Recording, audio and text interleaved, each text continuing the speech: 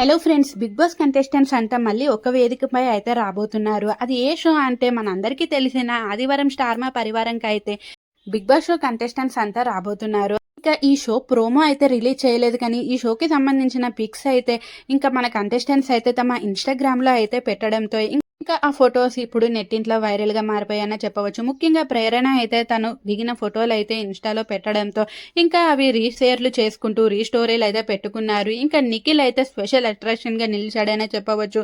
నిఖిల్ అయితే న్యూ లుక్తో ఈ వారం ఆదివారం పరివారం షోకి అయితే రాబోతున్నాడు.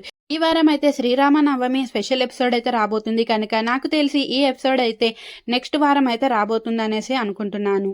ఇంకా అవినాష్, టేస్టీ తేజ అలాగే గౌతమ్లు కూడా ఫొటోస్ అయితే షేర్ చేసుకున్నారు. ముఖ్యంగా గౌతమ్, నిఖిల్ అయితే కలిసి రావడం అనేది ఆశ్చర్యకరమనే చెప్పవచ్చు. అయితే వీళ్ళిద్దరికీ ఒక టాస్క్ అయితే పెట్టిందంట శ్రీముఖి. ఇంకా మన శ్రీముఖి గురించి మనందరికీ తెలిసిందే, ఏవో ఒక పుల్లలు అయితే పెడుతూనే ఉంటుంది. అలాగే ఇంకా ప్రేరణ అయితే విష్ణుప్రియతో దిగిన ఫోటోని కూడా షేర్ చేసుకుంది, హాయ్ క్రేజీ అంటూ.